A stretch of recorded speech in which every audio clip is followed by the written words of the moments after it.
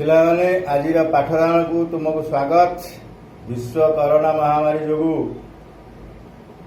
आमर आज ए प्रकार शिक्षण कार्यक्रम तेणु तुम्हें माने सबुदिन प्राय 20 सेकेंड पर्यंत साबुन रे अनेक थर हाथ धोइब एवं बाहर को बाहर मास्क पिंधिब आ प्रत्येक क्षेत्र में सामाजिक दूरता रक्षा कर पिला माने तो आगु आम पढ़ी पृथ्वी सूर्य चंद्र मध्य केतक सामंजस्य एवं पार्थक्य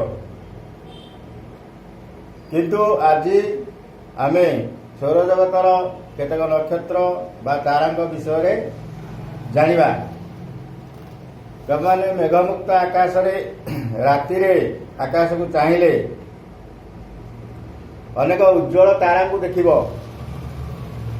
केतक तारा गोटी गोटी होई देखा जाती आउ केतक तारा दल दल होई देखा जाती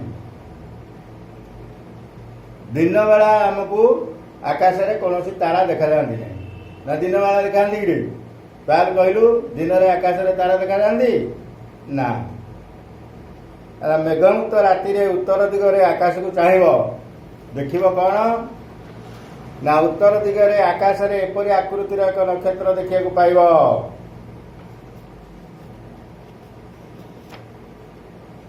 देख यहीपरी आकृतिर एक नक्षत्र मंडल देखिब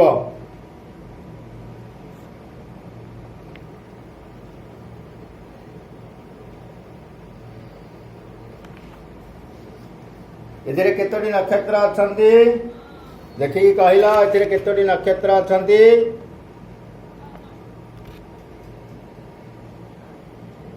केतोटी 7टी नक्षत्र अछंती सेमानकर नाम कौन सेमानकर नाम होची सप्तर्षि मंडल एही 7टी नक्षत्र थिबा मंडलटी को सप्तर्षि मंडल कहंती आमर प्राचीन ऋषि मानकर नाम अनुसार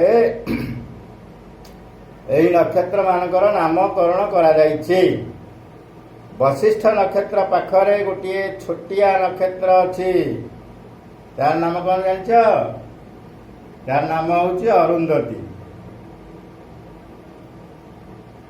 आकाश रे थिबा नक्षत्र माने उदय हुंती अस्त जाती स्थान परिवर्तन करती किंतु एमिति गोटे नक्षत्र रही जार उभय अस्त नहीं एवं स्थान परिवर्तन नहीं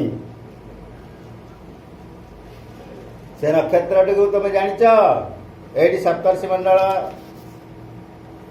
देख पुलस्त्य आउ क्रतु ये दुईटा नक्षत्र को जोड़ी दिया जाए सरल रेखा रे जोड़ी दिया जाए ऊपर को बढ़ई देले आमे जो नक्षत्रटी पाइबा तार नाम हूँ ध्रुव तारा कौन तार नाम ध्रुव तारा ताले पुलस्त्य और क्रतु को एक सरल रेखा रे जोड़ी करी सही सरल रेखा को लंबाइले ताहा एक उज्ज्वल नक्षत्र को भेटिब सही उज्ज्वल नक्षत्र नाम हूँ ध्रुव तारा तुम्हें गोटे मास यही तारा को आकाश लक्ष्य करिब देखिब यह स्थान परिवर्तन करे नाही उत्तर आकाश रे देखा जाए एवं ध्रुव तारा चारि पाखरे सप्तर्षि मंडल घूरे अच्छा तुमको सप्तर्षि मंडल चित्र आसिब आसिले अंकन करिब प्रत्येक तारार नाम लिखिब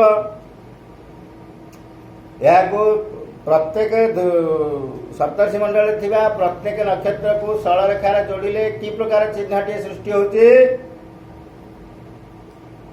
प्रश्नवाची चिन्हटी सृष्टि होची तापर पिला आमे टिके जानिबा तारा तारा हमकु बाट देखाए तारा हमकु केमि बाट देखाए तमे जानलो ध्रुव तारा उत्तर आकाश रे देखा जाए ଏବଂ ଏହା ସ୍ଥାନ ପରିବର୍ତ୍ତନ କରେ ନାହିଁ। ତେଣୁ ଆଗ କାଳରେ ଜାହାଜରେ ଯାଉଥିବା ନାବିକ ଦିଗ ଜାଣି ନ ପାରି ଯେତେବେଳେ ସମୁଦ୍ର ଭିତରେ ପଥହରା ହୁଅନ୍ତି, ସେମାନେ ରାତିରେ ଉତ୍ତର ଆକାଶରେ ଧ୍ରୁବ ତାରାକୁ ଲକ୍ଷ୍ୟ କରନ୍ତି ଏବଂ ଧ୍ରୁବ ତାରା ଉତ୍ତର ଆକାଶରେ ସ୍ଥିର ବୋଲି ସମସ୍ତେ ଜାଣନ୍ତି।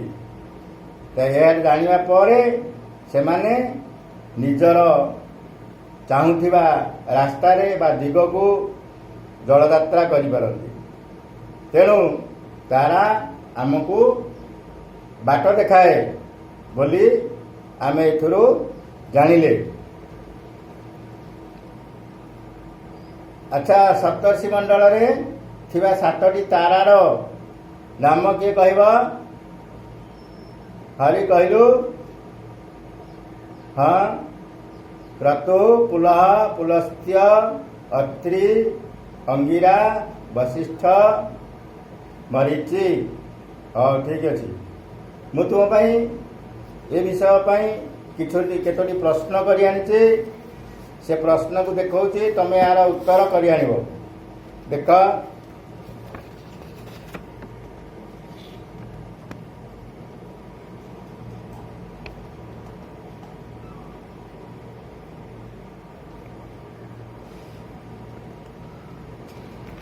ପ୍ରଶ୍ନ ମୁଁ ପଢ଼ି ଦେଉଛି। ପ୍ରଶ୍ନ ନମ୍ବର 1, ଶୂନ୍ୟସ୍ଥାନ ପୂରଣ କର। ରାତିରେ ଆକାଶରେ ଡ୍ୟାସ୍ ଦିଗରେ ଏକ ନକ୍ଷତ୍ର ମଣ୍ଡଳ ଦେଖାଯାଏ। ଏହି ନକ୍ଷତ୍ର ମଣ୍ଡଳରେ ଡ୍ୟାସ୍ଟି ତାରା ଅଛନ୍ତି। ଏଇଟା ହେଲା ଖ। ସେଠୁ ଗ, ଏହି 7ଟି ନକ୍ଷତ୍ର ଥିବା ମଣ୍ଡଳକୁ ଡ୍ୟାସ୍ କହନ୍ତି। ଘ, ବଶିଷ୍ଠ ନକ୍ଷତ୍ରର ପାଖରେ ଥିବା ଛୋଟିଆ ନକ୍ଷତ୍ରଟିର ନାମ ଡ୍ୟାସ୍। ଗୁଣ, ଡ୍ୟାସ୍ ନକ୍ଷତ୍ରଟିର ଉଦୟ, ଅସ୍ତ ଓ ସ୍ଥାନ ପରିବର୍ତ୍ତନ ହୁଏ ନାହିଁ। ଚ, ଧ୍ରୁବ ତାରା ଡ୍ୟାସ୍ ଆକାଶରେ ଦେଖାଯାଏ।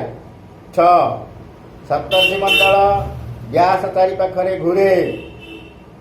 ଜ, ସପ୍ତର୍ଷି ମଣ୍ଡଳକୁ ସରଳ ରେଖାରେ ଯୋଡ଼ିଲେ ଏକ ଡ୍ୟାସ୍ ଚିହ୍ନ ସୃଷ୍ଟି ହୁଏ। ପ୍ରଶ୍ନ ନମ୍ବର 2, ତୁମ ଖାତାରେ ସପ୍ତର୍ଷି ମଣ୍ଡଳର ଚିତ୍ର ଅଙ୍କନ କରି ଧ୍ରୁବ ତାରାକୁ ଦେଖାଅ। ଆଜିର ପାଠଦାନକୁ ଏଇଠି ରଖୁଛି। ଧନ୍ୟବାଦ।